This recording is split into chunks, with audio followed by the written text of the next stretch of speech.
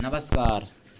जया तंत्र मंत्र केंद्र में मैं आप सबका हार्दिक स्वागत एवं अभिनंदन करता हूं।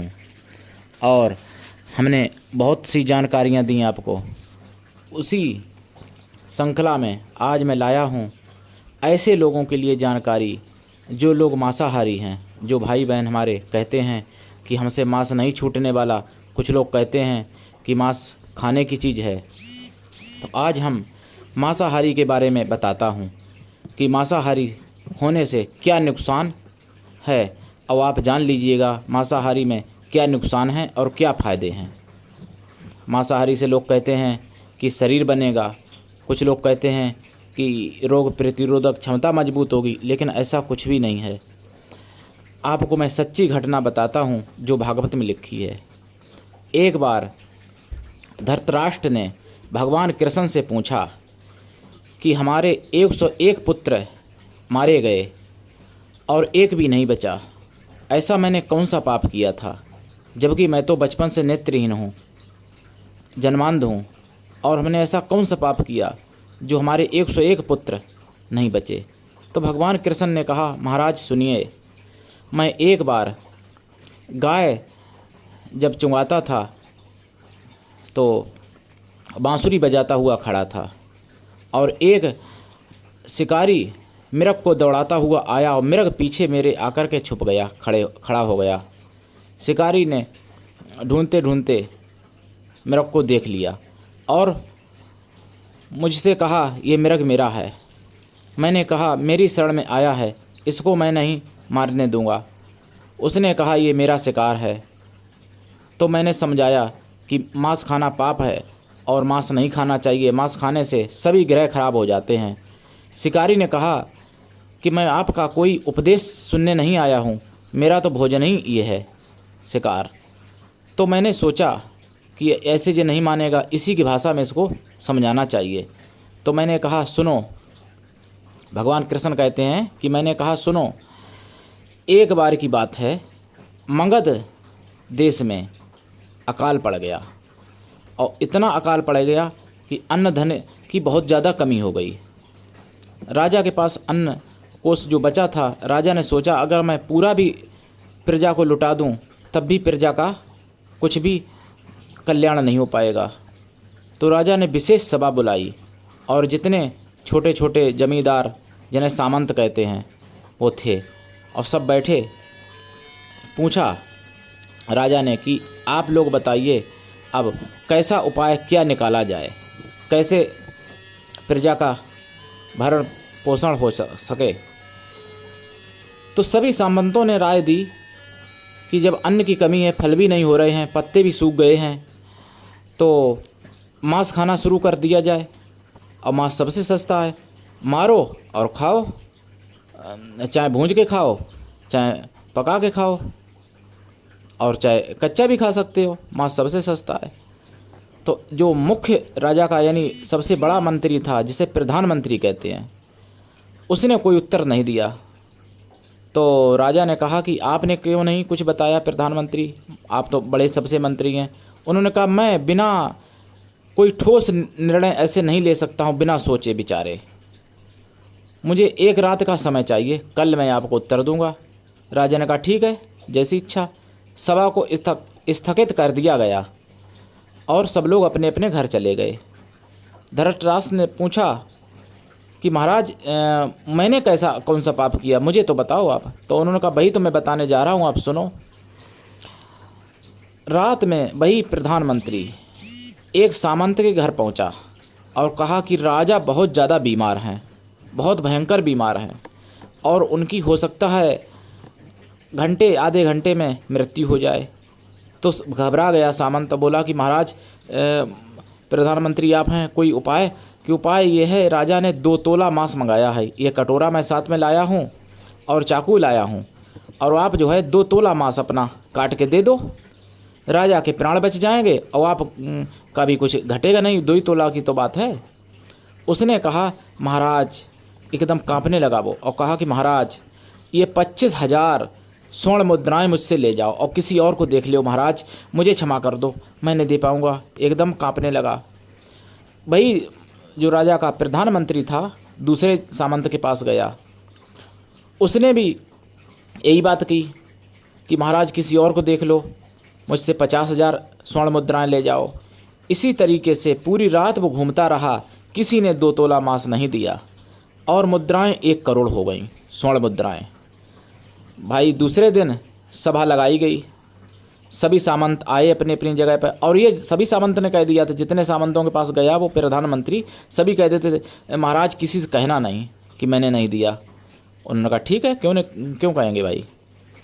अब सबसे पूछा गया कि भाई कल तो आपने सब निर्णय दे दिया था मास का कि हाँ, कि अब प्रधानमंत्री की बारी है, आज ये देंगे निर्णय कि हाँ। तो प्रधानमंत्री से पूछा गया कि बताओ क्या निर्णय लाए हो। तो उन्होंने भाई 1 करोड़ स्वर्ण मुद्राएं राजा के आगे रख दी कि ये लो। राजा ने कहा ये क्या है, कि ये स्वर्ण मुद्राएं हैं। कि ये कैसी, कि ऐसी ऐसी ये स्वर्ण मुद्राएं हैं, इनके पास गया इन्होंने 25,000 दी, इनके पास गया इन्होंने 1 लाख दी, इनके पास गया इन्होंने 50,000 दी। इस तरीके से 1 करोड़ स्वर्ण मुद्राएं हो गई महाराज। किसी ने 2 तोला मांस नहीं दिया। तो इसलिए मैं तो इस निर्णय पर आया हूँ कि मांस खाना पाप है और मांस नहीं खाना चाहिए, क्योंकि जब 2 तोला मांस ये लोग अपने शरीर का नहीं दे सके तो दूसरे के मांस में भी तो उतना ही दर्द, उतना ही कष्ट होता है, चाहे वो भले बकरा हो, कुत्ता हो, सुअर हो, भैंसा हो, गाय हो, बैल हो, लेकिन कष्ट तो उतना ही सभी को होता है। कुदरत ने सभी चीज़ें बनाई हैं, सभी जीव जंतु बनाए हैं। जिस भगवान ने मनुष्य को बनाया उसी भगवान ने कुत्ता को बनाया, उसी भगवान ने बिल्ली को बनाया, उसी भगवान ने सुअर को बनाया। तो फिर जब मनुष्य को अपना 2 तोला मांस नहीं दे सकता तो समझो, विचार करो कि जो उसका पूरा आप मांस खा लेते हो उसको कितना कष्ट होता होगा। फिर धृतराष्ट्र ने कहा मेरे बारे में बताइए भगवान कृष्ण, मैंने कौन सा पाप किया। तो भगवान कृष्ण ने कहा सुनो, आप पूर्व जन्म में एक बहुत बड़े अच्छे राजा थे, धृतराष्ट्र ने कहा, और एक बार आपके राज्य में एक ब्राह्मण रहते थे, उनके पास हंस हंसनी का जोड़ा था। ये कहानी बता रहे हैं धृतराष्ट्र की, पूर्व जन्म की। तो उन्होंने कहा कि हंस हंसनी का उनके पास एक जोड़ा रहता था ब्राह्मण के पास। तो और ब्राह्मण ब्राह्मणी जो दोनों थे, पति पत्नी थे, वो दोनों लोग तीर्थ को गए, उनके कोई संतान नहीं थी। उन्होंने हंस हंसनी का जोड़ा जो था राजा के पास में सौंप दिया। राजा ने कहा ठीक है, हम भाई पालन पोषण करेंगे जब तक आप नहीं आओगे। ब्राह्मण ब्राह्मणी विश्वास करके उस राजा के ऊपर चले गए, उस जोड़ा को सौंप करके। हंसिनी ने अंडा दिया उसी समय, और राजा ने सोचा कि मैंने सबका अंडा खाया है, सबका मांस खाया, हंस का अंडा नहीं खाया, हंस का अंडा खा के देखा जाए कैसा लगेगा। तो उसने 1 अंडा खा लिया हंसनी का। उस हंसिनी ने 101 अंडे दिए, और वो राजा ऐसा था कि वो पूरा अंडा खा गया, 101 अंडे। जब 101 अंडे पूरे खा गया तो हंसिनी ने सोचा कि अरे ब्राह्मण तो मुझे कहाँ छोड़ गए इस राक्षस के पास, ये तो पूरा राक्षस है। और हंसिनी ने कहा कि मैं अब जीवित नहीं रहूँगी, मेरे 101 अंडे चले गए। हंसिनी ने खाना पानी छोड़ दिया। हंस ने कहा तुम्हारे बिना मैं भी नहीं रहूँगा। हंस ने भी खाना पानी छोड़ दिया, और हंस हंसिनी ने दोनों ने अपना प्राण त्याग दिया। उन दोनों का प्राणांत हो गया। कुछ समय के पश्चात ब्राह्मण ब्राह्मणी जब लौट के आए तीर्थ यात्रा करके, राजा से कहा राजन, मैंने आपकी कृपा से तीर्थ यात्रा की और आपने मेरा बहुत सहयोग किया, आपने मेरा बहुत साथ दिया। मैंने तीर्थ यात्रा की और मैं तीर्थ करके आ भी गया हूँ और सकुशल भी है। अब मैं अपने हंस हंसनी का जोड़ा को देखना चाहता हूँ। राजा ने कहा महाराज मुझे बहुत खेद है कि क्यों, कि हंस हंसनी को ना जाने कौन सा रोग लग गया था। मैंने तमाम वैद्यों के द्वारा दिखाया, तमाम चिकित्सा की उनकी सभी प्रकार से, लेकिन उनका कोई उपचार न करा सके, और बहुत धन खर्च करने के बाद भी मैं हंस हंसनी को ना बचा सका, और उन दोनों ने अपने प्राण त्याग दिए। तो ब्राह्मण ब्राह्मणी तो विश्वास करके उस राजा की बात को मान करके चले गए।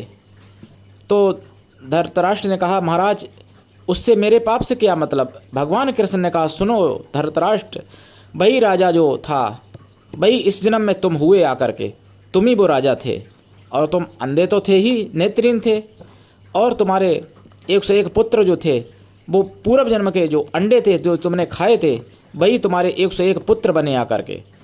और तुमने जैसे उनको अंडों को पूरा बच्चा नहीं होने दिया और बीच में ही खा लिया, उसी तरीके से तुम्हारे 101 पुत्र वो बदला लेने के लिए आए थे और तुमको बीच मझधार में छोड़ करके चले गए, किसी ने तुम्हारा साथ नहीं निभाया। तो राजन, पाप का फल यही होता है। आप यदि अंडे ना खाते उस जन्म में तो आपको आज ये दिन ना देखना पड़ता। यदि आप एक अंडा भी छोड़ दिए होते तो आपका वही एक पुत्र आपका साथ निभाता। आपने 101 अंडे खाए हंस के, और इसी कारण आपको जो है दुख ये झेलना पड़ रहा है कि आप 101 पुत्रों की चिता जला चुके और आप जीवित हैं और आप जीवन भर दुख भोगेंगे। तो अब आप लोग इस कहानी से शिक्षा लीजिए और समझ सकते हैं कि मांस खाने का फल कैसा होता है। आप लोग सभी समझदार हैं मेरे प्रिय भाई बहनों।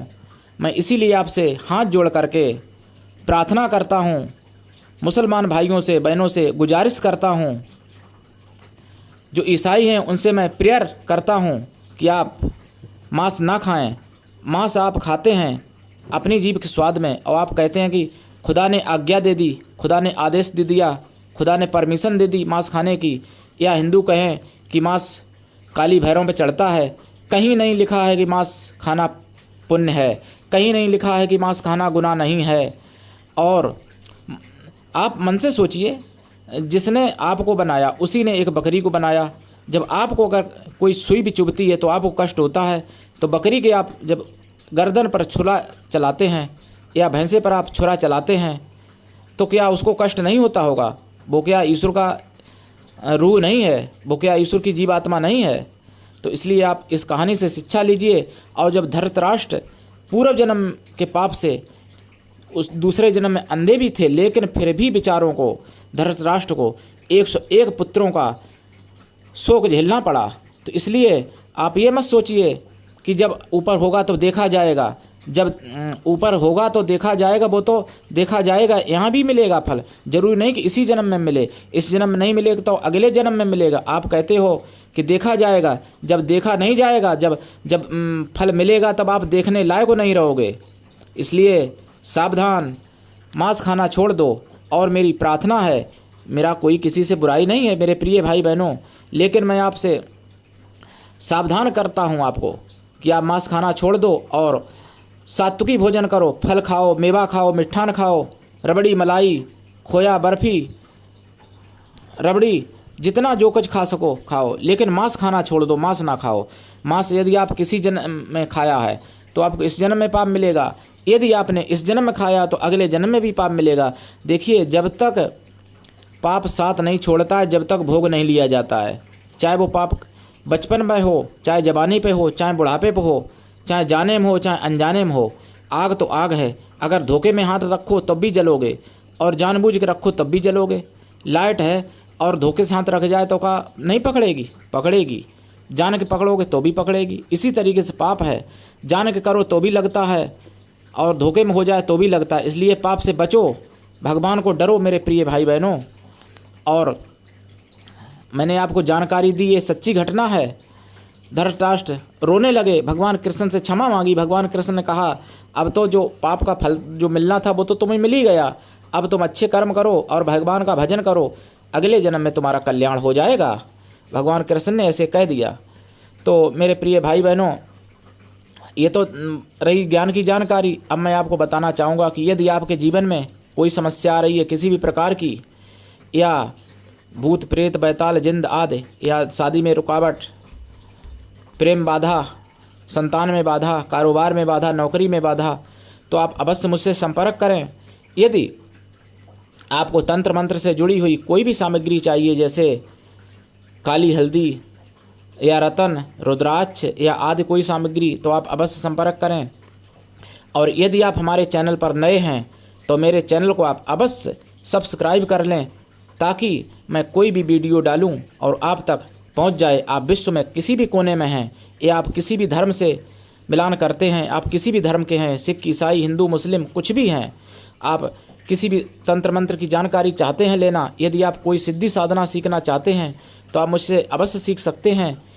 और हमारे चैनल को आप सब्सक्राइब करें। यदि मेरे चैनल पर आप नए हैं तो मेरे चैनल को लाइक भी करें, शेयर भी करें।